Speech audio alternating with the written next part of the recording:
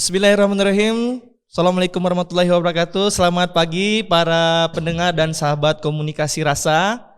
Pada edisi tahun 2023, komunikasi rasa ini adalah salah satu program dari jurusan ilmu komunikasi di bawah FISIP Universitas Bengkulu.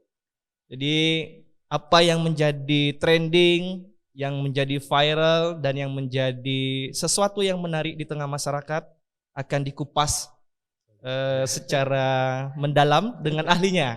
Nah, hari ini alhamdulillah di tengah kita, di tengah kesibukan yang sangat luar biasa, seorang aktivis mahasiswa dulunya, tokoh pemuda, dan saat ini menjabat sebagai wakil rakyat di DPRD Provinsi Bengkulu, Ketua Komisi 1.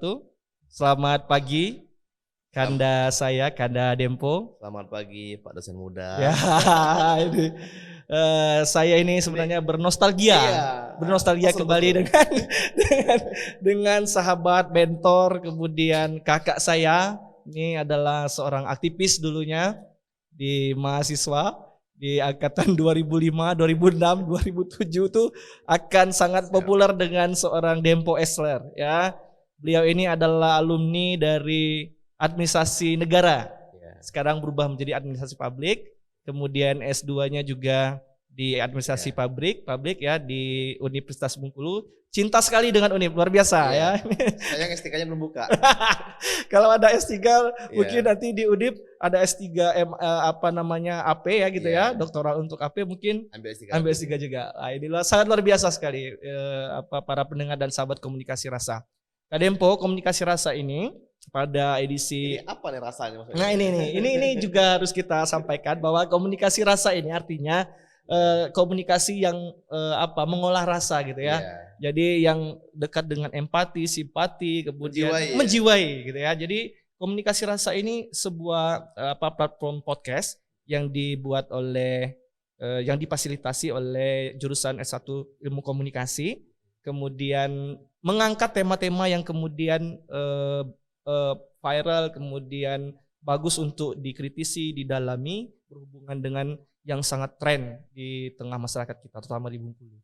Nah, pada hari ini kita akan membahas tentang strategi komunikasi politik dalam menarik suara, terutama generasi Z, zilenial yang selalu kaitannya dengan dunia digital.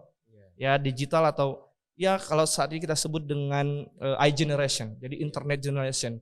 Nah, dalam pemilu 2024, Kak Dempo ini rekan-rekan sekalian, dia sebagai ketua Komisi 1 DPRD Provinsi Bengkulu, yang saya lihat di platform media sosialnya itu selalu aktif di beberapa platform ya, seperti Facebook, betul ya Kak Dempo ya?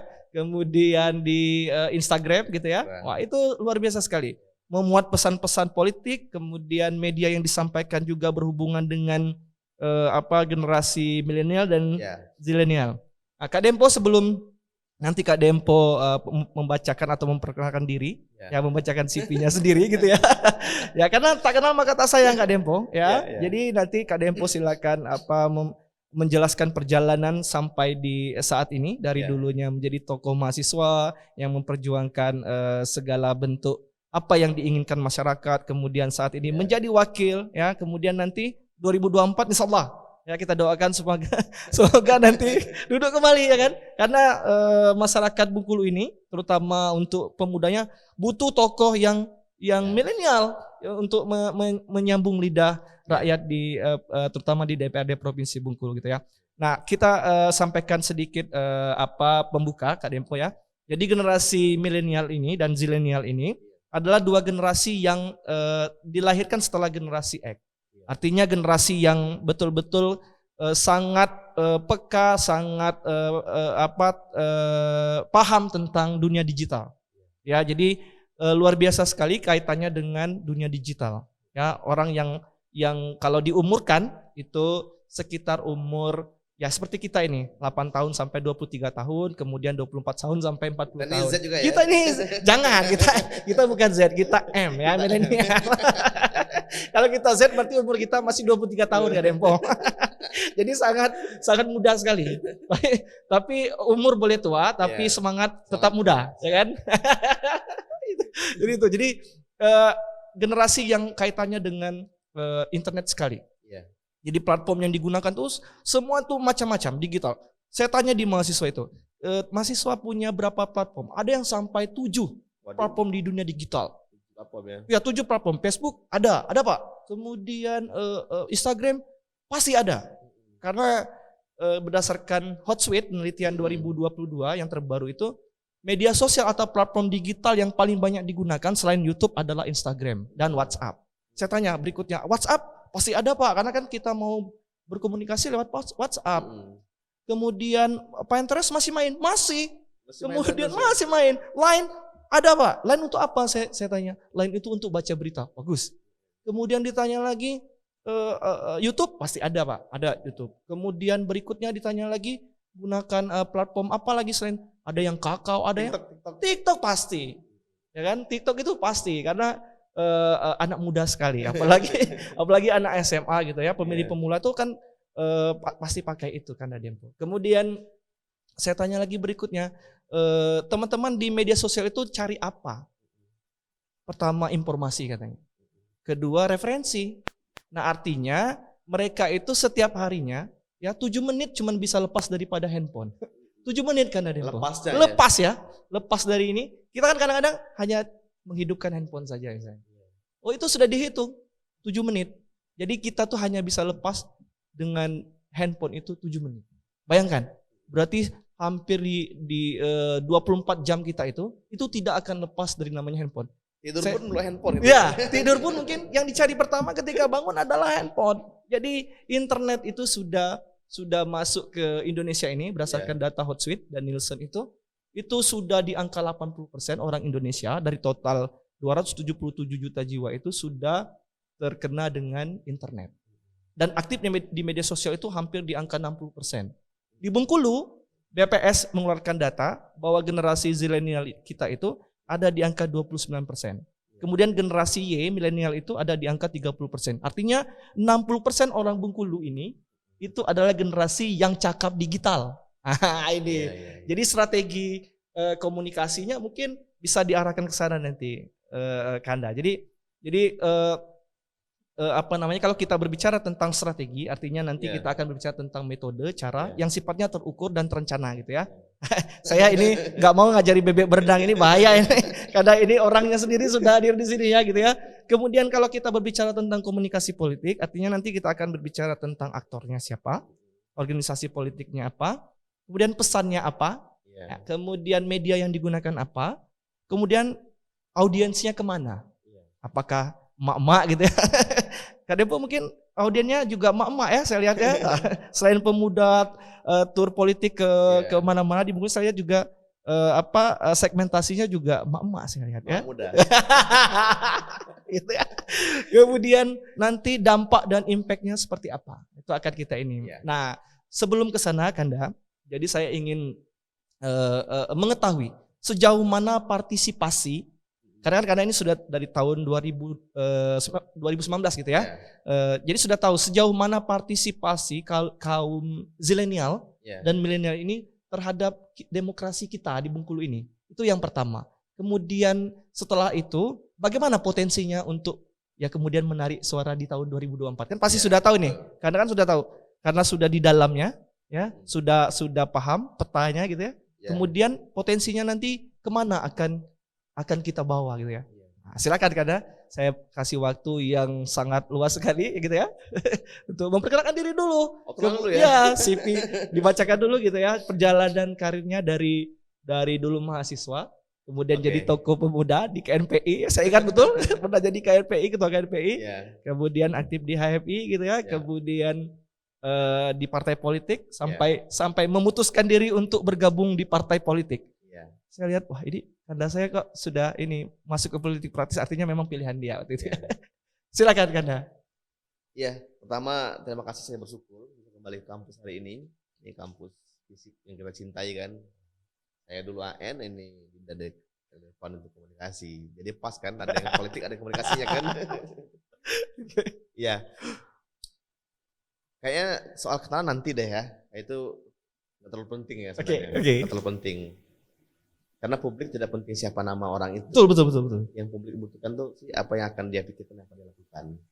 Nah begitu pun hari ini soal generasi Z. Tadi Bung Delpan bilang bagaimana nanti cara menggait suara generasi Z. Saya nggak mau terjebak bahwa kita menggait suara generasi Z. Itu menurutku adalah sebuah merendahkan nilai-nilai generasi Z. Justru generasi Z itu bukan ditarik suaranya, tapi bagaimana mereka itu kita jadikan aktor, pelaku. Oh, jadi pelaku politik langsung ya? Iya. Jadi mereka itu bagaimana kita bimbing mereka itu, mereka yang menjadi pelaku. Karena saya meyakini sehebat-hebatnya orang menyampaikan aspirasi generasi Z, itu akan lebih hebat generasi Z sendiri yang menyampaikan aspirasinya. Jadi kalau pesan itu lewat orang lain mungkin nyampe, tapi akan lebih hebat lagi kalau orang itu langsung yang menyampaikan kan. Ya, betul. Hari ini kalau ada generasi X, generasi M menjadi politisi, lalu katanya memperjuangkan aspirasi generasi Z, bisa saja. Ya. Tapi alangkah lebih bagusnya kalau Ketika mereka sendiri. generasi Z ini punya wakil langsung. Oke. Generasi langsung yang terjun ke politik. Nah, ini yang mesti dipikirkan oleh generasi Z. Bukan mereka memikirkan memilih siapa, tapi mendorong siapa yang mereka jadikan, atau mereka langsung yang jadi pelakunya, kan begitu. Undang-undang kita membolehkan umur 21 tahun, nggak bisa nyalek kan? Dipilih dan memilih gitu ya? Memilih, dan 2024 ini kan adalah mungkin tahun pemilu pertama bagi generasi Z. Betul. Nah, saya justru begini Bung Delpan. Saya sudah setahun yang lalu memikirkan, saya itu sedang mencari 100 anak muda generasi Z yang mau kita latih, kita bimbing sampai menang di pemilu. Bergabung? Nggak perlu pakai biaya. Itu apa ini seperti kita mentoring. Oke. Dia mau partainya apa? Mau partainya biru, kuning, hijau, hitam, biru. Bisa gabung? Silakan ya. Karena bagiku itu pilihan mereka soal warna partai. Tapi bagaimana mereka menanamkan mindset perjuangan dulu. Bagaimana generasi Z ini jangan terjebak kepada dia mesti memilih siapa. Jangan terjebak dia ikut arus siapa. Tapi dia mesti sadar bahwa generasi Z itu harus mesti dipersiapkan untuk estafet regenerasi politisi. Regenerasi leadership pemimpin ini. Kan begitu. Betul. Nah, ini kan soal rasa kan. Jadi kalau kita bicara strategi komunikasi politik apa dalam menarik suara generasi Z? Ini bagiku jebakan untuk generasi Z. Ya kan? Seharusnya memang generasi Z sendiri yang ingin menyampaikan. Generasi Z terjebak. Seakan-akan mereka tuh hanya menjadi subjek. Ya kan? Subjek. Bukan objek perjuangan. Mestinya mereka jadi pelaku. Jadi mereka sendiri yang menjadi aktornya. Iya, jadi setiap era itu akan ada pelakunya. Nah, pelaku itu yang terbaik adalah yang dilatih, yang dipersiapkan. Betul. Nah, memang ada sih orang secara alami akan muncul ya. Pasti ada, setiap zaman itu pasti ada. Tetapi alangkah baiknya kalau para senior nih kan itu mempersiapkan adik-adiknya jadi. Nah, ini misalnya Pak dosen kan mahasiswanya kan generasi Z kan? Ya, betul. Itu jangan kita arahkan mereka untuk memilih siapa. Enggak, tapi mereka mau jadi apa nanti? Mau jadi siapa jadi gitu siapa ya? Mereka? Mungkin jadi pelaku. Nah, Jadi, begitu, Bung. Oke. Jadi diharapkan bahwa generasi Z itulah yang kemudian nanti muncul sendiri gitu ya, muncul sendiri, jangan didorong untuk memilih orang lain. Tapi kan begini tapi kan dalam pemilu nanti ya kalau misalnya mereka tidak ini, justru mereka pasti akan ada idola gitu ya. Justru akan ada sosok yang mungkin mereka inginkan gitu. Nah, saya justru begini, saya nggak tertarik jadi idola mereka. Saya maunya tuh mereka jadi idola. Gantian gitu ya. Biar saya yang mentoring mereka. Saya siap full time 24 jam, 360 hari setahun mendampingi kalau ada generasi Z yang mau fokus di politik atau menjadi leader, saya siap mendamping sampai jadi. Nah, gitu. Ini pernyataannya sangat luar biasa sekali para pendengar sekalian. Saya dulu juga langsung betul-betul di mentoring oleh Kada Depo ini ya. Saya terasa betul. Sampai dari kita di aktivis kemudian di masuk ya. Dida besok harus bicara di depan ini besok ini. Jadi ada hal yang memang betul-betul beliau dorong kepada. Mungkin saat disuruh Delpan ngelut hati kan. Ini kenapa harus saya gitu ya. Tapi saat ini saya rasakan betul luar biasa sekali memang apa yang diajarkan oleh Kada Depo ini terasa sekali gitu ya. dengan terutama dengan adik-adik. Memang jarang sekali beliau ini untuk dijadikan idola itu memang betul. Kemudian kalau mendorong itu setiap gerakan gitu ya, setiap gerakan pasti ada orang yang kemudian dia munculkan. Nah, ini pas, dan saya lihat di platform media sosialnya Kak Dempo juga saya lihat tur politiknya, saya ibaratkan tur politik gitu ya, atau silaturahmi ke masyarakat gitu ya, terjun ke masyarakat. Itu saya lihat memang menyentuh sisi pemuda gitu ya. Kenapa ini menjadi sesuatu yang mesti gitu kan? Jadi begini, mumpung ada waktu kan. Nah, nih mudah-mudahan didengar oleh generasi Z semua kan. Harus didengar nanti. Iya. Kita hidup tuh mesti punya visi. Karena visi itu adalah roh kehidupan kita. Apapun bidang kita sehari-hari, mau jadi dosen, jadi pegawai, jadi politisi, jadi akademisi, jadi pengusaha pun mesti punya visi. Bahkan menjadi seorang petani pun mesti punya visi. Betul. Kenapa hari ini petani tidak berhasil? Karena tidak punya visi. Dia hanya sekedar berangkat ke ladang pagi-pagi, merumput kebunnya, menunggu panen, pulang. Tidak punya visi mau jadi apa pertaniannya. Nah, begitu pun dengan kita ini, Dinda. Akademisi, politisi mesti punya visi yang besar. Nah, ini betul. Baru bicara turunannya. Karena tidak punya visi, tidak akan ada aksi.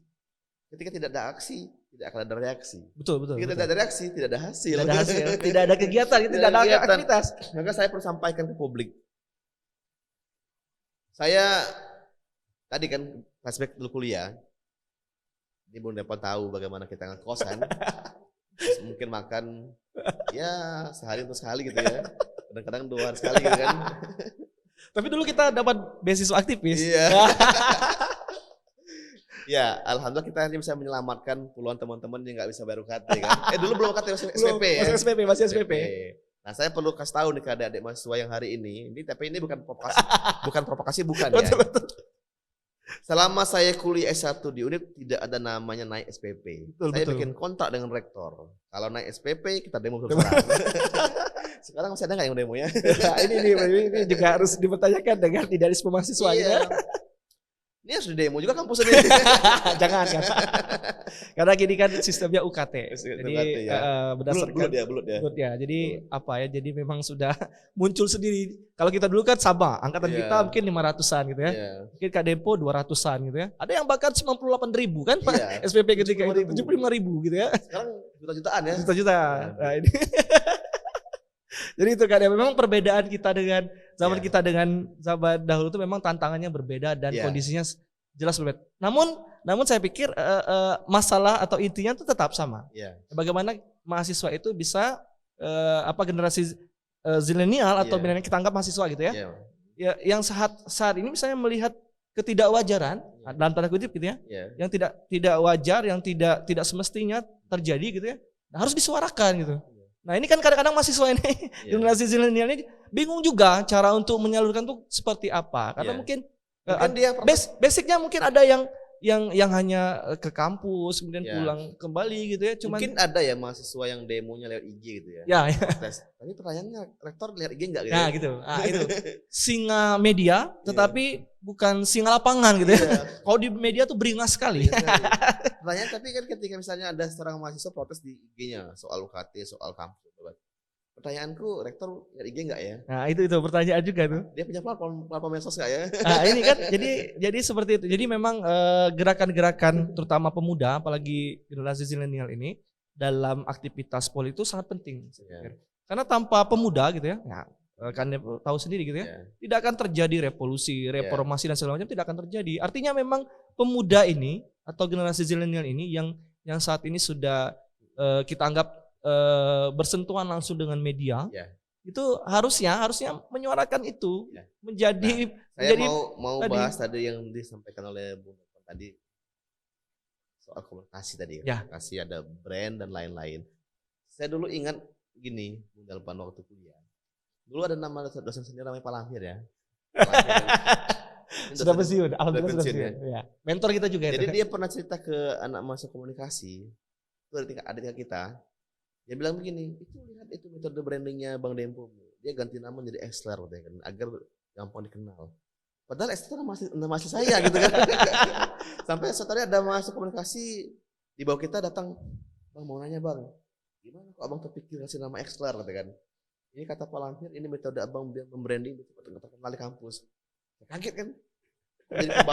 Kok jadi pembahasan kuliah gitu kan. Itu nama asli saya gitu kan. Iya. Nah, artinya ini kan soal branding. Nah, branding bagaimana agar generasi orang percaya. Apa yang kita bicarakan ini, apa yang kita omongkan tuh orang percaya, itu dari branding kita. Betul. Karena begini, sebuah kebenaran kalau dibicarakan oleh orang yang mohon maaf kelasnya rendah, kelas rendah, itu orang sulit percaya. Tapi kalau sebuah kesalahan yang dianggap benar, tapi kalau disampaikan oleh orang yang level tinggi itu jadi benar lama-lama kan. Betul. Misalnya gini, mohon maaf nih, dosen itu dianggap kasta tinggi di masyarakat. Walaupun yang dia omong itu salah, tapi kalau berulang-ulang itu jadi benar tuh. Begitupun politisi, walaupun yang dia omong itu salah, tapi kalau berulang-ulang itu jadi benar di mata publik. Padahal itu bukan kebenaran. Tapi kalau mohon maaf yang menyampaikan itu misalnya kuli bangunan, orang nggak percaya. Orang nggak percaya. Jangan pilih si Anu saya kata saya tukang tadi kan, itu nggak bagus. Orang nggak percaya. Ada yang brand. Oke. Nah, kembali ke tadi ke generasi Z kan. Generasi Z itu saya katakan selain kita memang mesti menciptakan mereka, kalau hari ini tokoh-tokoh yang sudah ada ya, tokoh-tokoh sudah mau dianggap bernilai oleh generasi Z itu mesti punya brand. Ya, betul. Brand. Orang kan belanja kan mau lihat brand kan? Merek dulu. Merek dulu kan? Ya. Walaupun nawar kan? Ya. Tapi kan di Shopee nggak bisa nawar. Jadi kalau minimal walaupun barangnya KW tapi mereknya asli kan? Mereknya asli, barangnya KW gitu kan. Nah, ini yang banyak kejadian. Mereknya asli, tapi barangnya KW. Nah, ini mesti diwaspadai oleh kampus dan generasi Z terhadap menentukan politisi. Mereknya asli, tapi barangnya KW. Bahaya juga tuh. Nah, mendinglah barangnya asli merek KW kan, tapi ini mereknya asli. Apa mereknya? Politisi, bersahabat, bergaul, merakyat, asli itu. Tapi barangnya KW gitu kan, manipulasi semua. Nah, hari ini menurut Bung Delpan dengan kemajuan teknologi internet, media sosial, itu pelan-pelan adalah cara kita menghapus kepalsuan. Betul. Karena orang susah untuk selalu berpalsu diri. Dulu kan mungkin orang bisa disulap bikin gitu ya. baliho kan, diediting jadi ganteng gitu kan, rapi, pakai jas. Orang nggak tahu keasliannya. Nah, saya makanya 2019, saya satu pun tidak ada pasang baliho spanduk. Kenapa? Saya nggak pede. Karena orang pasang baliho spanduk itu pasti orang ganteng gitu kan. Ganteng gitu ya. Kita nggak ganteng. Berwibawa gitu ya, iya. Kelihatan. Kalau saya bayangkan nih, kalau saya pasang baliho foto saya asli dengan caleg lain, saya pasti kalah kegantengan. Orang akan melihat yang lebih ganteng. Kalau diedit ini foto saya menjadi ganteng, nanti pas ketemu orang bingung. Tertipu. Beda sama aslinya gitu kan. Nah, satu pertama itu. Yang kedua, saya pengalaman ya melihat baliho-baliho orang di simpang-simpang. Ini mohon maaf bukan menyinggung teman-teman yang baliho, enggak. Ini saya gitu. Ya. Kok kayaknya malah bikin mata tuh suram gitu ya. Bikin semeraut Wajah kota. Nah, gitu kan. Dan saya pernah tanya sama orang. Pak, saya bilang, apa yang tertanam ketika kalau kamu melihat baliho orang, itu apa yang kamu pandang kan? Enggak ada, itu saja. Nah, 3 deh. Keempat, saya tanya ke cetakan, berapa sih biaya bikin baliho? Ini mahal. Nah, lalu ini mahal, enggak ada gunanya ngapain? Nah, suatu hari saya pernah ketemu salah satu Pak RT. Pak RT bilang, Bang Dempo dengan mana spandukmu? Biar Bapak pasang di depan, di pagar. Minimal baju lah. Iya, dia bilang spanduk nih. Oh, spanduk. Spanduk, pasang. Saya bilang, Pak, kenapa spanduk? Bilang kan. Ya, biar orang tahu kau nyalek, katanya kan. Nah, pertanyaan Pak, kalau orang tahu nyalek, bakal milih nggak? Ya belum tentu, katanya kan. Mending tahu dulu. Saya bilang begini, saya hitung nih Pak ya. Kota Bengkulu itu ada 1.400 RT RW. Kalau satu RT satu spanduk sepasang, berapa uangnya Pak? Satu spanduk itu semeter 30.000. 3 meter 90.000.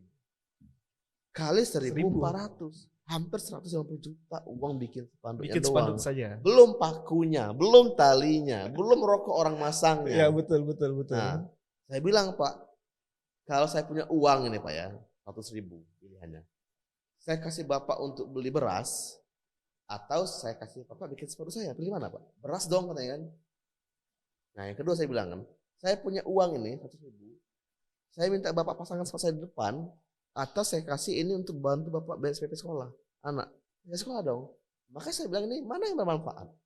Ini bukan soal money politik ya, perbandingan kemanfaatan baliho tadi.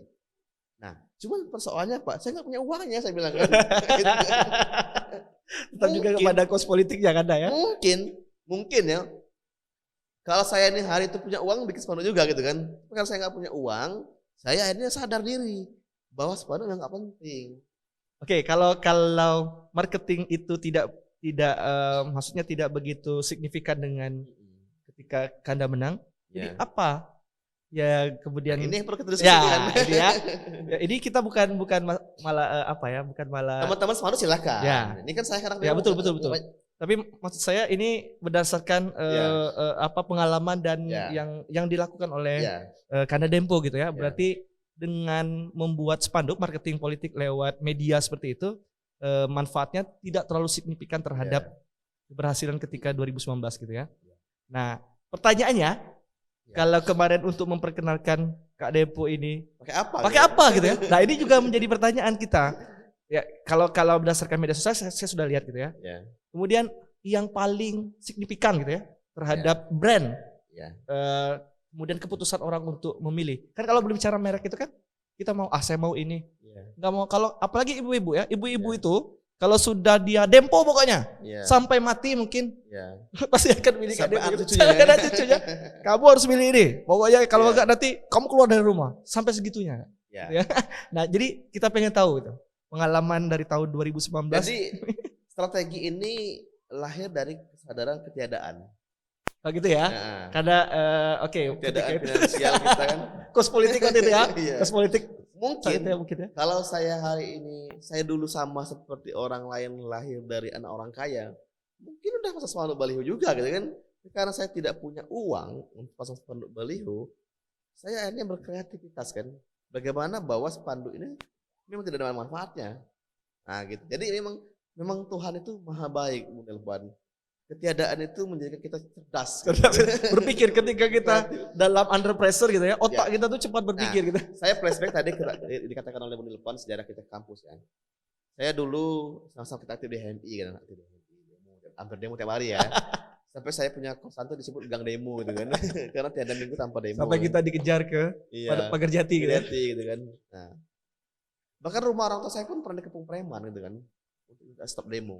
Nah, saya jadi bahkan yang lebih parahnya sempat 3 hari dirawat di rumah sakit minus karena mata dan suara habis. Betul. Mata kena gas air mata gitu ya. Itu kenangannya benjol sini benjol.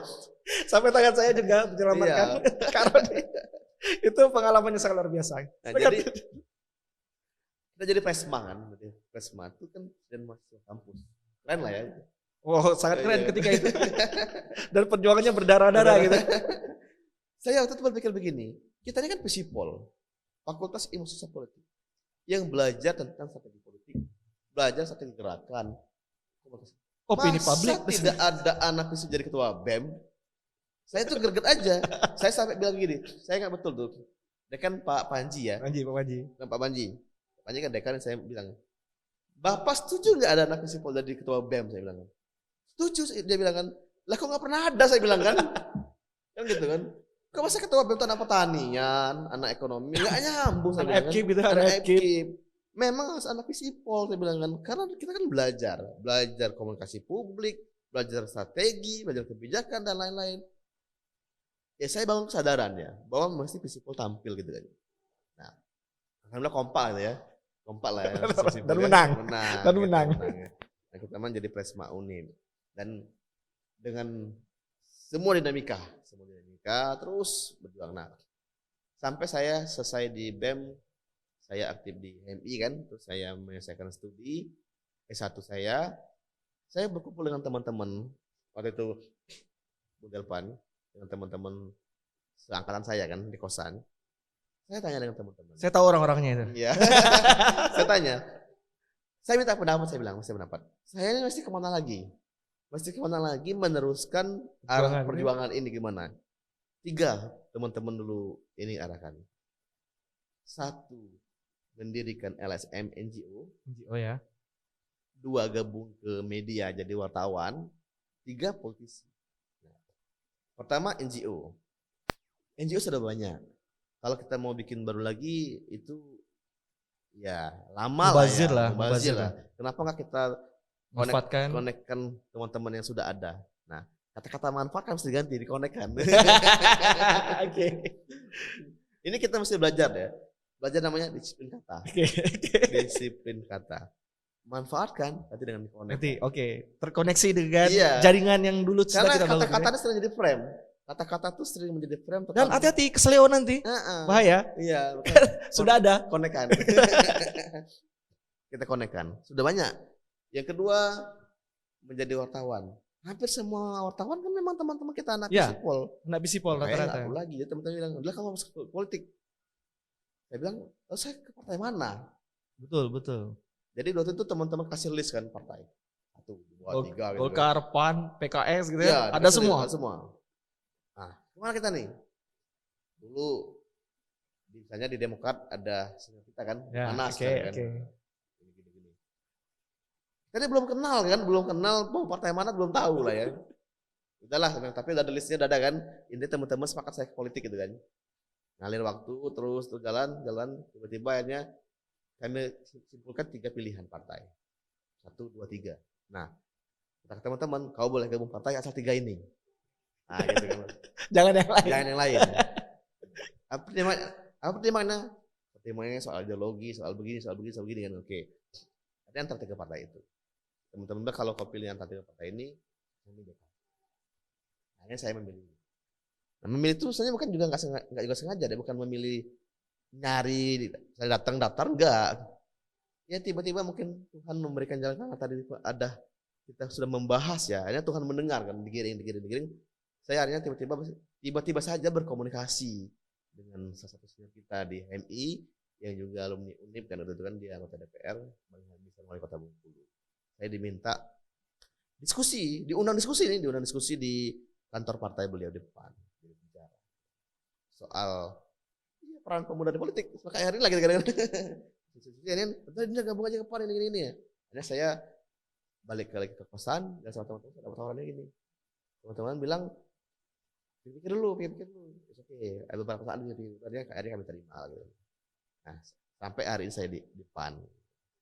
Itu perjalanan masuk partai politik. Memang teman-teman agenda saya untuk politik kan begitu kan. Nah, di OKP pun sama kan, aktif di MI, selalu saya jadi ketua KNPI Kota Bengkulu. Itu tahun 2013 ya di Kota Bengkulu.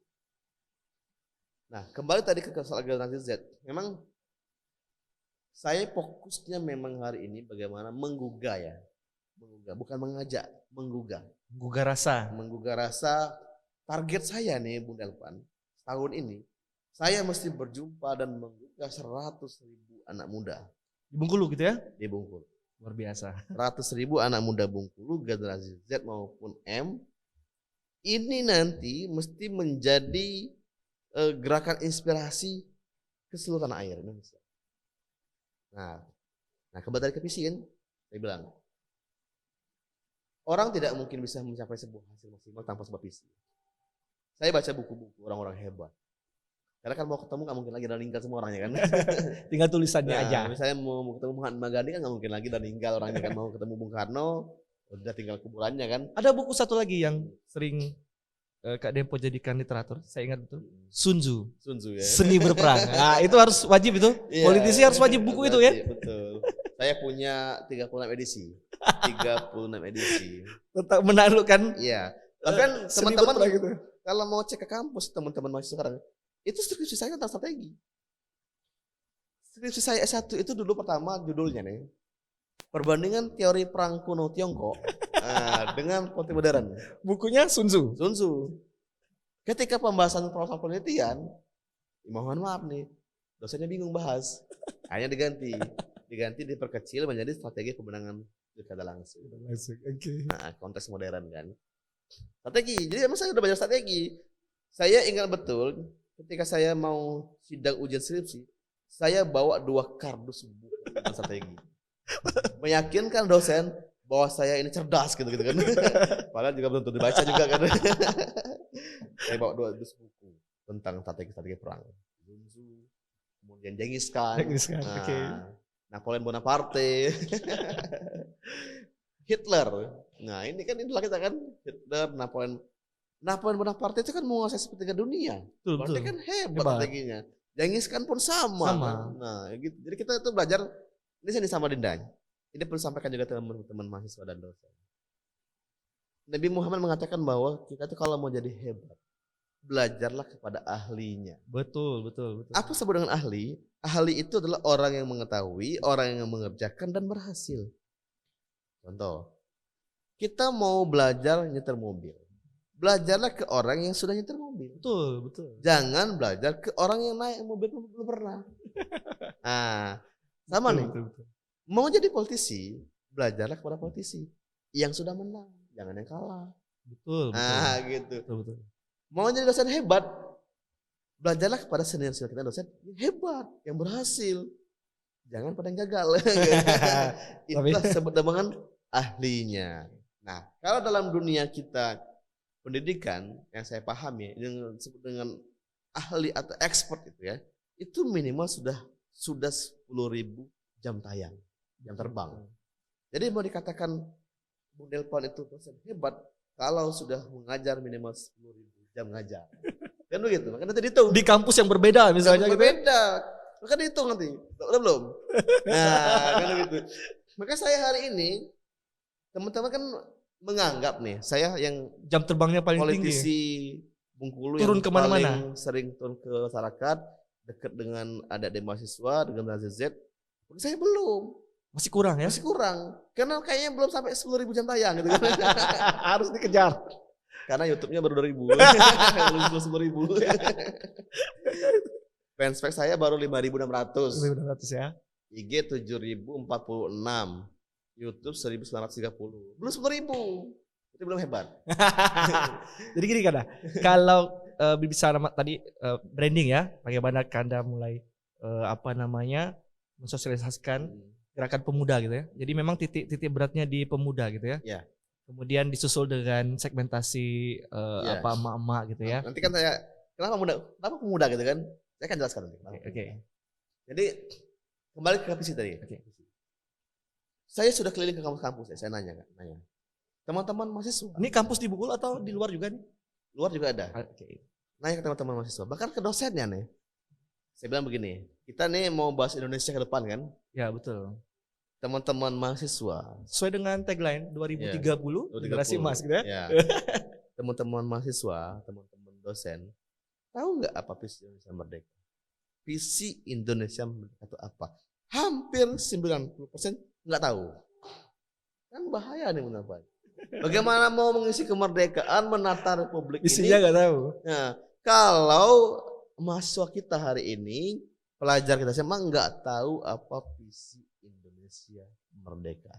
Bahkan mohon maaf nih jangan tersinggung teman-teman kan. Saya perlu ceritakan ini kan untuk biar tergugah kan. Iya. Okay. Teman-teman disebut dengan duta-duta. Banyak kan? Duta ini, duta itu. Saya tanya, jadi duta kan? Pintar nggak? Pintar. Gaul nggak? Gaul. Apa visi Indonesia Merdeka?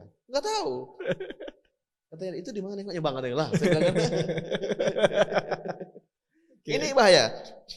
Nah, dari kesadaran itulah Bung Delpon, saya membuat sebuah visi baru ya. Visi baru ini bukan merubah visi Indonesia bukan, tapi bagaimana visi saya pribadi membangun gerakan untuk agar mencapai visi Indonesia Merdeka. Saya membuat visi begini, menjemput takdir peradaban Indonesia emas. Kata-kata menjemput takdir itu dari dulu tuh ya? Iya. Karena begini, kenapa kata-kata menjemput takdir? Kita orang muslim mempercayai bahwa semua kehidupan di muka bumi ini sudah tertulis di Lauh Mahfuz. Artinya apa? Sudah ada jatah-jatahnya. Betul. Nah, nanti Bung Delpon sekarang jadi dosen, tiba-tiba nanti jadi wali kota kan. Sudah tertulis kan? Cuma kita belum tahu kapan. Betul. Nah, kadang-kadang kita mengalami proses dibanting, padahal itu dalam rangka penempaan kita nggak tahu. Nah, kalau kita dapat bocorannya kan enak kan? bocor kita intip tuh buku lama mampus. Enggak apa-apa dibanting, memang saya mau sana gitu kan. Sama kayak kita kuliah kan. Ujian minggu depan, dosen udah kasih kisi-kisi kan. Oke. Kan enak kan? Yang bahaya ini kan tiba-tiba datang ujian kan. Nah, Betul. saya membuat visi itu, maka ada kata-katanya menjemput takdir. Saya meyakini bahwa sesungguhnya peradaban Indonesia itu sudah ditakdirkan Tuhan mencapai puncak peradaban Indonesia emas. Indikatornya saya akan paparkan. Pemerintah Indonesia, Presiden, Wapres, Menteri, semua pimpinan negara menyatakan 2045. Bagiku itu kelamaan. Terlalu lama gitu ya. Lama. Kenapa kelamaan? 2045 kan terjebak pada angka, itu 100 tahun Indonesia merdeka. Loh, emas itu bukan 100 tahun. Orang kan bilang emas 100 tahun, perak 50 tahun. Ya. Ini kan terjebak angka. Tapi apa sih arti emas itu? Emas kan kemuliaan artinya kan. Emas itu kemuliaan. Ya pokoknya lebih hebat lah kan. Ya. Lalu apa indikatornya? Apa sih indikator dibilang mulia? Itu apa? Saya membuat indikator sendiri. Karena negara belum mampu menerjemahkan apa indikatornya. Kita buat sendiri gitu ya. Iya. Saya udah baca buku banyak. Saya lihat di internet, saya cari di Google, cari di YouTube. Saya belum menemukan indikator Indonesia emas versi negara. Versi para penguasa hari ini. Maka saya bikin versi sendiri. Nah, apa indikatornya? Nah, kan gitu kan. Kenapa saya akhirnya memaksakan tahun 2030? Kan banyak orang aneh kan bingung, ini stres Bapak ini kan. Berbeda dengan yang dicanangkan pemerintah gitu ya. Iya. Saya pernah ngisi sebuah acara di Polres. Pesertanya semua Bapak Kamtipmas. Saya bilang saya tidak mau menuruti pemerintah 2045, saya mau 2030. Bingung kan gitu. Nah, saya ingin percepatan Bu Nelpan. Kenapa percepatan? Sudah terlalu lama negeri ini ngambang. Nah, bahkan hari ini saya katakan Indonesia ini belum merdeka. Kenapa belum merdeka? Karena di pembukaan Undang-Undang 45 jelas dikatakan bahwa ya, dikatakan oleh Bung Karno dan teman-teman yang menuliskan naskah Undang-Undang 45 dikatakan bahwa mengantarkan rakyat Indonesia ke pintu gerbang kemerdekaan. Artinya apa? Baru dihantarkan ke pintu gerbang kemerdekaan, belum masuk merdeka. Baru di pintu gerbang kemerdekaan menuju ya, bangsa Indonesia yang bersatu, berdaulat, adil dan makmur. Inilah visi Indonesia. Apa itu? Bersatu, berdaulat, adil dan makmur. Apa misinya? 4. Di ayat yang keempat, melindungi segenap tumpah darah Indonesia, memajukan kesejahteraan umum, mencerdaskan kehidupan bangsa dan ikut serta menciptakan perdamaian dunia. Ini misinya. Nah, ini mesti dipahami oleh bangsa Indonesia. Hari ini para founding father kita, bahkan sampai Pak Jokowi hari ini itu baru mengantarkan pintu gerbang. Belum merdeka. Apa sih dengan merdeka itu? Kalau sudah adil, sudah berdaulat, ya kan? Ya, betul. Makmur, bersatu, kan belum. Betul nggak? Betul. Makmur belum? Belum. Adil belum? Belum. Kalau bangsa Indonesia ini adil, makmur, tidak akan ada isi penjara. Artinya apa? Baru dihantarkan ke pintu gerbang. Belum masuk.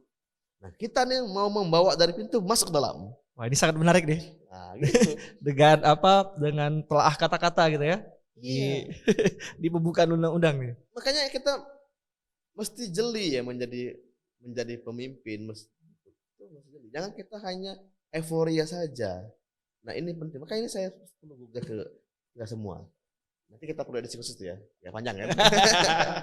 Nah, bisa secara garis besar itu saya membuat visi namanya menjemput takdir peradaban Indonesia emas. Nusantara bangkit 2030. Kenapa namanya mesti Nusantara? Kenapa mesti 2030? Nah, ini nanti panjang kajiannya.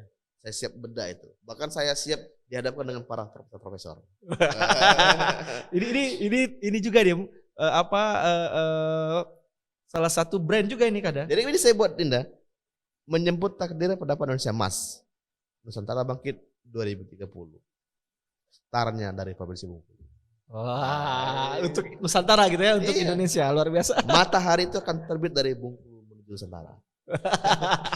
Tapi ininya pemuda ya, ininya konteksnya adalah pemuda gitu ya. Nah, makanya saya ceritakan lagi nih. Oke. Poin berikutnya. Apa syarat untuk mencapai Indonesia emas? Arti syaratnya.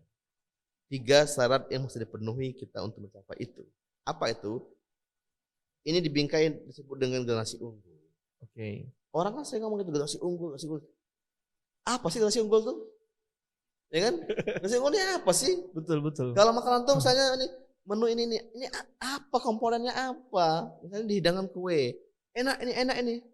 Dikatakan enak tuh emang apa komponennya? Jelaskan dulu apa komponennya. Oh, ini ada gulanya, ada sagunya. Jadi orang sadar, oh, dimasuk kue itu enak itu kalau dia ada komponen ini gitu kan. Kalau cuma dihidangkan enak, enggak dijelaskan apa komponen, bagaimana orang mau belajar membuat kue itu?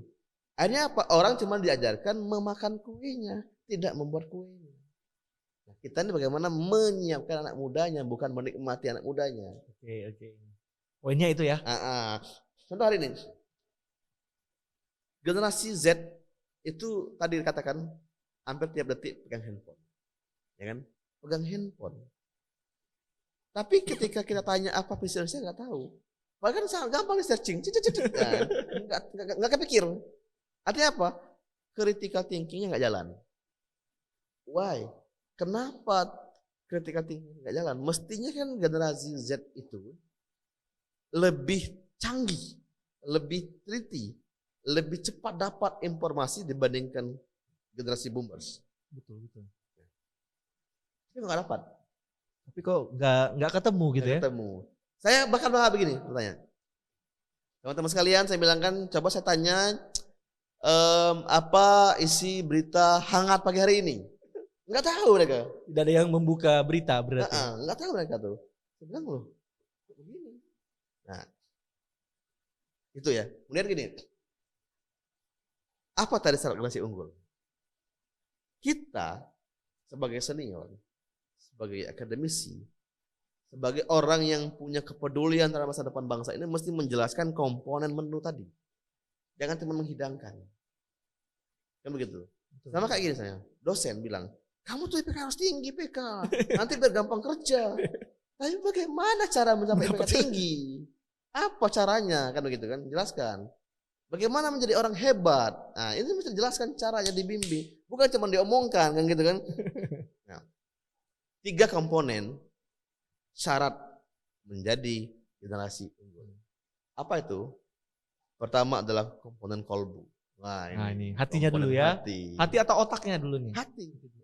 Hati. Kenapa hati? Aneh kan? Saya perlu jelaskan secara singkat ya, tapi ini panjang kajiannya. Kalau ada beda mungkin sekitar 1 bab buku lah ya. Nah, ini juga terkait dengan filsafat. Filsafat ilmu dan filsafat teologis. Kan agak panjang kan kalau kita bicara teologis ke generasi Z, apa itu Pak teologis Pak kan? Gak sampai kepada transendental itu belum sampai. Tapi mereka masih dikasih tahu, mesti dipahamkan. Kalau nggak dikasih paham, nggak paham. Mesti dijelaskan indikator teologis dalam perjuangan. Sebuah visi tidak akan punya ruh tanpa teologis. Nah, ini kan bahasa-bahasa teman-teman sufi gitu kan. Teman-teman sufi. Tapi apa ya sufi itu mesti selalu di goa? Enggak. Sufi pun juga boleh berdasi dong. Sufi juga boleh pakai kemeja. Enggak semua sufi itu bertapa di goa dan sungai gitu kan. Seperti itu jaga kan. Nah, kenapa kawan hati? Kata Nabi Muhammad nih ya. Dia meriwayatkan begini. Ini Tuhan menyampaikan ke dia gitu kan. Saya nggak tahu kapan ketemu Tuhan, dia tahu kan. Manusia itu apa ukurannya? Adalah segumpal daging dalam dirinya. Jika baik daging itu, maka baiklah orang tersebut. Jika rusak daging itu, maka rusaklah semua komponennya. Ada komponen inti, chip mikro dalam tubuh, namanya hati. Kolbu. Ya? Nah, kalau kita bicara misalnya perangkat ini RAM-nya mungkin ya. Kalau RAM-nya prosesornya lah. Prosesor. Enggak ada RAM-nya, enggak jalan kan? Jalan, nah, betul. Ya hati. Karena sebuah tekad perjuangan itu kan dari hati. Kemauan, kegigihan itu kan dari niat hati. Nah, bagaimana tumbuhan niat ini dari hati itu kemurnian, bukan nafsu kita. Bukan godaan pikiran yang nanti kalau begini-begini kan terus pikiran hati. Nah, kalau sebuah tekad itu lahir dari hati, saya meyakini itu memang Tuhan yang memberikan. Tuhan yang menurunkan dalam kalbu kita menjadi niat. Nah, ini yang mesti dimiliki oleh semua anak muda. Agar arah perjuangannya, cita-citanya mau jadi apa dia, itu benar-benar dari hatinya, bukan godaan lingkungan. Kamu mau jadi apa? Jadi presiden, mau jadi dokter, itu dari tekad hatinya, bukan karena tergoda. Wah, kalau dokter itu enak, gaji gede, kan? Berarti sudah ada ini ya, sudah ada Faktor lingkungan. Oke. Jadi dosen itu enak, kenapa? Jadi dosen itu bang, ngajar mahasiswi bang, gitu kan? Kan gitu kan? Ini kan faktor godaan, bukan tekad. Betul, betul. Apa kalau tekad? Saya mesti jadi dosen. Kenapa jadi dosen? Dosen itu cara menambahkan amal jariah, karena berbagi ilmu. Kan begitu kan? Karena 3 komponen berbagi ilmu. 1 sedekah, 2 berbagi ilmu, 3 anak soleh. Nah anak soleh kan anaknya belum gede kan? Belum mungkin dia ngerti. Nah, kayak model kan anaknya kecil kan? Mau sedekah mungkin juga belum cukup gitu kan? Ya apa? Ilmu kan? Maka jadi dosen adalah cara tercepat mendapatkan amal jariah di bidang ilmu. Nah, itu tekad tanamkan. Jangan karena saya jadi dosen ini kenapa? Ada serdosnya, ada apa namanya Tuki dan lain-lain, nanti gini, ada Remun. Hilangkan rasa itu. Tapi tadi karena rasa amal jariah. Yang lain-lain pasti akan nyusul dapat. Kalau orang tekadnya sudah benar, komponen bonus akan ikut. Nah, gitu. Tapi kalau kita ngajar komponen bonus, yang pokoknya nanti hilang. Itu komponen kolbu. Karena kolbu inilah nanti akan menggerakkan kekuatan pikiran kita. Akan menggerakkan kita mau kemana otak ini. Orang kalau punya tekad, misalnya gini. Apa nama kampung urus rumah? Tais. Rimba Kedoy. Oke. Kalau sudah punya tekad nih, mau ke Kedoy, mau ke Unip. Mau tidak ada motor, mau tidak ada mobil, akan berakal otak jalan kaki, numpang teman dan lain-lain. Dia akan menggerakkan akal. Kalau punya tekad. Tapi kalau tekad tidak punya, dia akan ngakalin. Besok lari ke hujan, motor, nah gitu kan. Nah gitu loh. Betul. Jadi hatilah yang menggerakkan otak. Apa otak ini? Otak ini ya prosesor kita yang bisa digerakkan. Saya pernah bilang begini ke teman-teman. Kenapa Einstein itu hebat? Emang otaknya bagusan mana sama kita? Saya berani bersumpah ya, gizi otak Einstein itu enggak sehebat gizi otak anak Bengkulu. Saya berani berdebat. Kenapa? Saya pastikan Einstein tidak pernah makan katu. Tidak pernah pakai pucuk ubi gitu ya? Nah, karena di negeri dia tuh nggak tanaman katu, nggak ada. Padahal menurut dokter penelitian, katu itu adalah sumber ASI terbaik. Oh, daun katu itu ya? Iya, emak-emak yang biasanya sedang menyusui itu dokter diwajibkan untuk makan itu. Katu. Nah kita anak bungo pasti makan katu. Einstein belum tentu. Kan tidak ada daun katu sana. Yang kedua, anak-anak Bengkulu mungkin usia kita ini ya, itu kan sering makan ikan sungai kan. Betul. Ikan misalnya palau, belut, kan. Itu kan ikan-ikan protein gizi tertinggi. Ekspornya mahal ke Jepang Tiongkok. Saya tidak pernah membaca riwayat Einstein pernah makan itu. Kan begitu kan? Tapi kok otaknya lebih cerdas? Karena dia punya tekad. Einstein punya tekad. Tekadnya yang menggerakkan kita sama otaknya. Kita pun contoh Habibie. Nah, kita kan tekad yang tidak ada, makanya bagaimana kita merangsang tumbuhnya tekad anak muda agar menjadi generasi unggul. Aku mau jadi apa sih ke depannya nih? Disusun landscape roadmap masa depan. Nah ini mesti buat roadmap. Nah makanya saya buat training roadmap sukses agar anak muda itu nggak sesat. Oke. Kalau sesat di hutan mah biasa ya. Biasa. Ini sesat di jalan yang lurus. Sesat berpikir juga bahaya. Anak-anak mahasiswa boleh nanti Bun telepon cek ke kampus.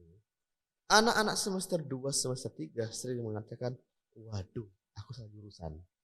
Betul. Ya kan? Kenapa sampai dia ngomong gitu? Waduh, aku salah jurusan. Karena dia tidak sesuai ekspektasi hasil nilainya kan.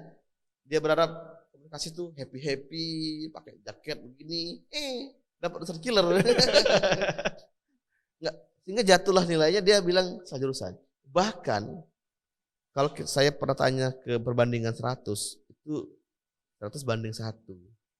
Yang impian ketika SD, SMP, SMA, kuliahnya itu konsisten. Misalnya, dulu Bung Nelpon apa waktu SD impian? Cita-cita atau ini? cita-cita? Dokter. Dokter. Dokter. Saya kan jadi dosen. Iya kan? Iya betul betul. Itu SD kan? Mm. SMP? SMP sama tetap SMA? tetap itu. Nah kenapa kuliah komunikasi? Karena ketika itu Nah, kan PPA. iya artinya gini. Loh, kenapa? Harusnya dokter gitu ya? Dokter harusnya. Betul betul. Nah, kita kan sudah praktek di SD, SMP, SMA menjadi dokter. Jadi dokter. Gara-gara PPA, kok nggak komunikasi? Tapi ada ini karena memang Nah, coba. ketika itu Biaya. biaya. Terus apa lagi? Kemudian kan waktu itu di Bengkulu kan belum ada, harus Belum keluar. Belum ada kampus. Belum ada kampus yang Jauh. yang kedokteran maksudnya. Kayak takut anak jauh. Ya, jauh. Nah. Kemudian anak lanang kan Nah. satu-satunya. Jadi Ya. kemudian waktu itu sudah lulus di Malahayati. Malah itu kedokteran. Cuman biaya pertama tuh luar biasa. Diminta tahun 2006. Iya. Sorry 2006. 26 ya. Itu diminta sekitar 100 juta. Kemana carinya? Dokter mahal ya? Mahal. Oh gitu ya. Ya. Jadi banyak kalau kita dokter tuh suntik mahal ya. Mahal. Nah, ini loh. Ini saya mau jelaskan ya. Orang sering terhenti impiannya karena faktor X. Yang Betul. sebenarnya menurutku itu bukan penghalang. Bisa diupayakan Bisa sebenarnya. diupayakan. Bisa diupayakan. Tapi karena kita sudah down duluan, Betul, betul. sudah ketemu tembok mental block duluan, tertabrak. Nggak mungkin. Mental akhirnya. Mental. Ngomong ke gahe. Mahal nak. Nanti kita jual kebun gitu, habis. Betul. Tahu jauh puluh dan lain. Itu menjadi penghambat meraih mimpi. Oke. Mungkin, nah ini mungkin. Kalau tahun itu Bung Delpan tuh sudah membaca kurikulum saya roadmap masa depan, akan tabrak itu kan. Kita hajar dulu aja. Akan pergi merantau ke Malahayati. Gitu kan. Mungkin ya akan bilang ke emak nggak usah khawatir soal uang kuliah 100 juta ini, saya akan Cari sendiri. nguli dulu. Nah, karena gitu kan. Karena gitu. Betul. Berarti memang tekad ya. TK. Dulu terhantam TK karena lingkungan kan? Betul. Karena Karena lingkungan. perasaan. Kondisi memang. Nah, ini yang bahaya. Makanya saya bilang hari ini, bagaimana sedini mungkin itu dilatih konsistensi impian. Yang kedua, kadang kala begini, orang ini membuat impian tuh bukan karena tekad, tapi karena rasa-raso. Rasa-raso. Iya, rasa-raso. Sebenarnya itu bukan impian sesungguhnya dia. Tapi karena nggak enak sama kawan kan milik itu, namun juga lah, keren. Nah, bukan soal tekad mengapain. Mungkin ya. Dulu Bang Delpan jadi dokter itu kayaknya bukan karena tekad, tapi karena melihat dokter tuh keren, gede, kan? Karena memang ada keluarga. Nah, Sudah di dokter dulu. prestisenya tinggi. Coba kalau misalnya ketika itu 8 Eko pengen jadi dokter itu kalau tekadnya kalau kamu jadi dokter sekampung free berobat. Mungkin Tuhan kirimkan bala bantuan gitu. Yang tidak disangka-sangka dan Nah. tidak diduga mungkin rezekinya ada mungkin. Nah, ini kita perlu melatih kekuatan afirmasi. Oke. Tadi kolbu sudah, Sudah. kemudian Otak. afirmasi. Otak, Otak. terakhir afirmasi. Diafirmasikan, otak diafirmasikan. Karena begini, kita percaya dengan hukum fisika ya. Tentang Energi alam semesta oke. itu tidak pernah bertambah dan berkurang. Konstan. Betul nggak? Betul. Konstan. Nggak pernah bertambah, tidak pernah berkurang. Tapi dia hanya berpindah ke tempat yang dia pilih. Energi itu contoh nih lampu. Dari batu bara ya kan, pindah ke PLN. PLN pindah ke lampu. Dipancarkan lagi, balik lagi ke matahari. Begitu terus putarannya siklusnya. Enggak berkurang, enggak bertambah. Dia hanya berpindah-pindah. Sekarang bagaimana caranya? Energi itu ada dua. Ada energi positif, ada energi negatif. Nah kita mau pilih energi yang mana? Mau pilih yang mana Bang energi? Positif dong. Nah, apa syarat biar dapat energi positif? Harus positif juga. Nah, pertama adalah kita mesti bertemu dengan lingkungan yang positif. Betul. Kalau kita ketemu lingkungan yang pagi-pagi lah ngupe, baru nyampe udah ke kampus parkiran, langsung ngupe, oh Bu Dekan ini, Bu Kajur ini, begini. Udah tuh, ruwet. Sudah Negatif banyak ini. energi yang negatif Ya, kalau kita sudah memutar keran energi negatif, itu kan datang terus tuh, masuk dia nyedot. Tapi kalau kita putar energi positif, semuanya masuk. Ini kekuatan alam semesta. Maka saya bikin training itu dalam terbuka. Oh gitu ya. Gitu. Jadi memang di apa selain tadi ya, selain apa yang kada Dempo sebutkan generasi unggul tadi. Jadi kolbu, otak, satu lagi. Oh masih ada? Satu lagi. Oke. 3 komponen. Oh 3 komponen. Kolbu, otak, 3 fisik. Oh fisiknya. Banyak nggak orang cerdas tapi loyo? Banyak. Banyak nggak orang baik tapi bigal? Ya. Okay. Baik hatinya tapi nggak cerdas. Banyak. Banyak nggak orang yang baik, cerdas tapi fisiknya tidak mumpuni. Ini bukan kita membahas disabilitas ya, bukan ya. Tapi gini maksudnya. Baru begadang dikit kita diskusi udah nguap ngantuk. Pagi-pagi bangunnya kesiangan gitu kan. Diajak rapat, mulai ini. Itu nggak kuat fisik. Kenapa nggak kuat fisik? Karena mentalnya nggak kuat. Betul. Karena mentalnya nggak kuat, fisiknya nggak terlatih, makanya harus dilatih. Dengan diskusi sampai jam 3 malam mungkin ya. Ada nggak larangan kita tidur larut? Nggak ada. Yang nggak boleh itu bangun kesiangan. Kalau diskusi sampai malam boleh. Sampai subuh silakan. Boleh. Ya nggak boleh jangan kesiangan. Gitu kan. Karena gini Bung Dilpan, kalau dia tidur malam, ya kan jam 3 nggak lah jam 4. Oke. Dia bangun kesiangan, itu namanya bukan begadang namanya. Itu namanya memindahkan jam tidur. Yang namanya begadang itu dia tidurnya lambat bangun cepat. Begadang. Tapi kalau dia tidurnya lambat bangunnya lambat itu namanya memindahkan jam tidur. Menukar jam tidur. Iya, betul. Jadi nggak ada gunanya, nggak bertambah produktivitasnya. Kita begadang itu kan gini, apa tujuan begadang itu? Memangkas waktu tidur kita untuk produktif. Itu namanya begadang. Ya. Tapi kalau dipindahkan itu ya pindah namanya kan. Ini barang awalnya di sini, taruh ke sini, pindah kan. Nah, 3 komponen. Kolbu, afirmasi ya, otak, fisik. Nah, afirmasi itu metode agar orang tuh bisa meyakini hari-hari. Karena apa yang kamu ucapkan itu akan jadi pikiran. Betul. Apa yang kamu pikirkan akan jadi perbuatan. Betul. Jadi kalau hari ini kita bilang, kita lagi sakit ini, pasti biasanya tuh itu sakit. akan membentuk namanya karakter. Betul. Nah, generasi kita hari ini itu krisis karakter.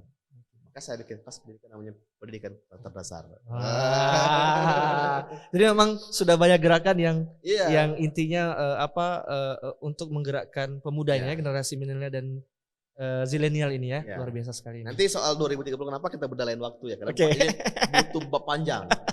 Atau karena memang belum mau diketahui oleh publik kayaknya. Ya saya akan membaca dikit lah ya. Kenapa ya? Karena udah banyak juga itu yang DM saya, ada beberapa dosen, bahkan dokter, ada dosen teknik dan dokter. DM saya. Bu Dempo tuh kenapa kamu kepeda banget ngomong 2030? Saya punya dasar. Dan saya siap untuk membedah itu.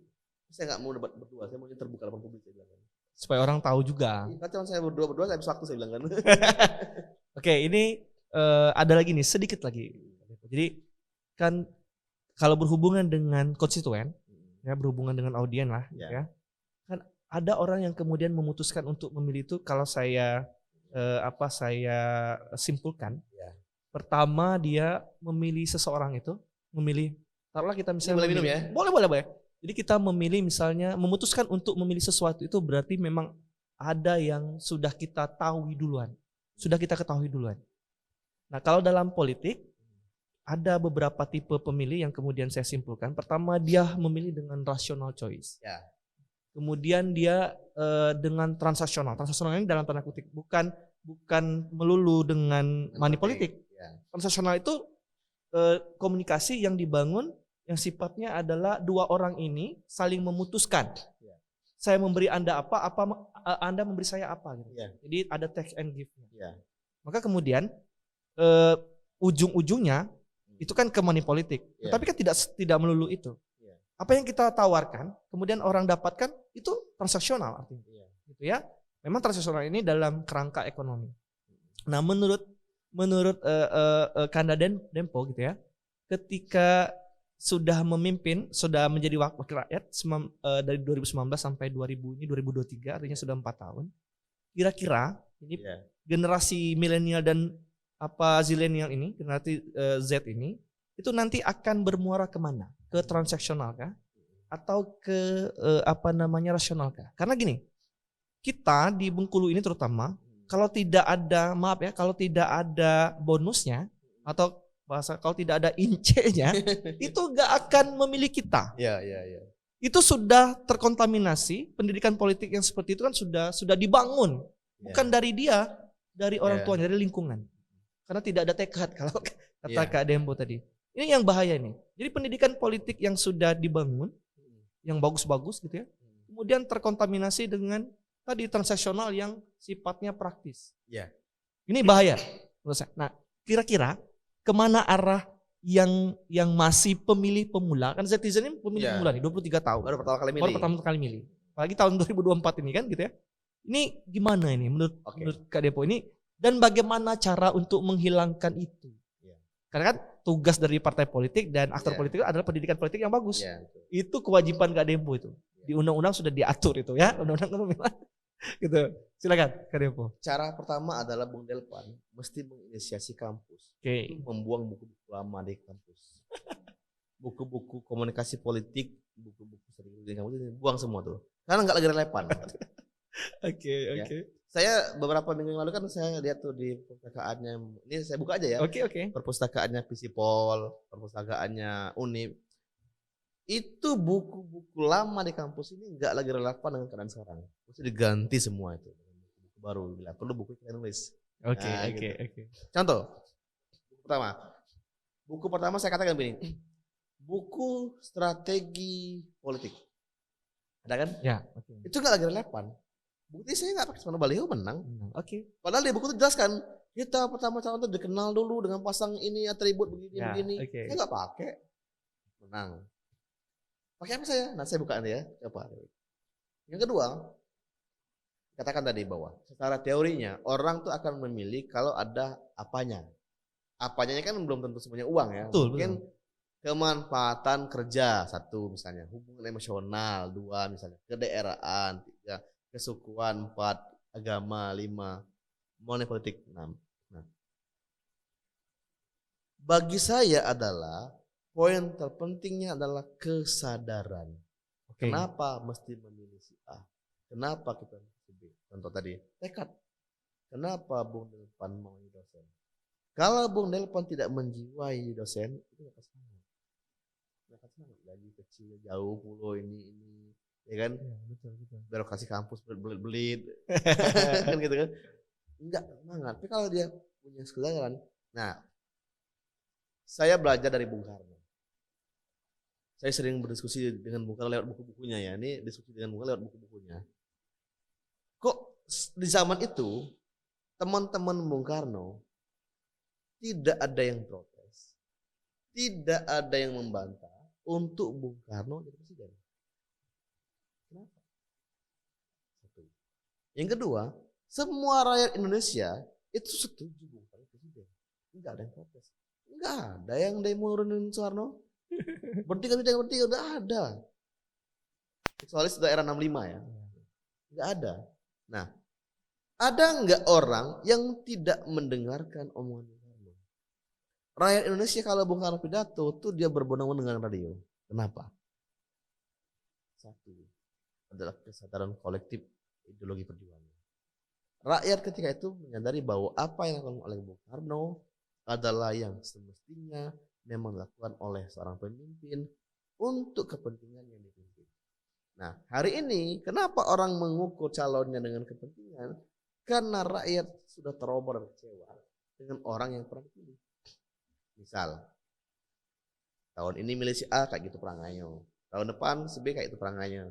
Ini membuat traumatik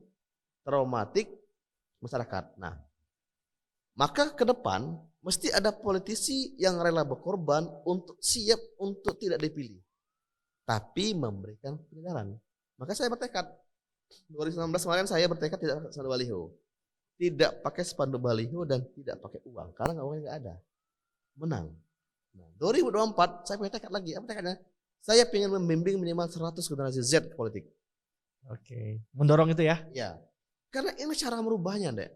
Kalau kita mau mematikan pelaku money politik hari itu nggak mungkin dibunuh, itu hak orang kan. Betul. Masyarakat kita mau marah-marahin kamu jangan pilih si A karena uang, nggak mungkin juga karena dia butuh uang. Karena pun dia trauma juga, trauma ditipu-tipu oleh politisi. Makanya tugas kita bukan cuma tugas sebagai seorang politisi ya, tapi sebagai pejuang perubahan peradaban Nusantara. Nah tadi lahirkan generasi unggul tadi. Kesadaran kolektif. Orang kalau sudah sadar, dia akan meraih dengan sendirinya. Orang kalau sudah sadar butuh pemimpin, dia akan mencari pemimpin.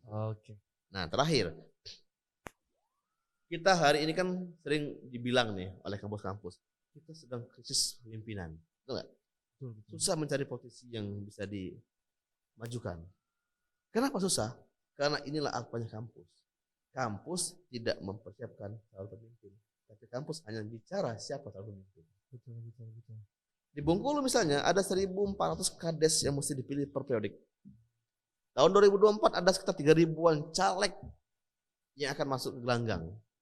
Ada 10 bupati wali kota, 10 wakil wali kota mesti calonkan.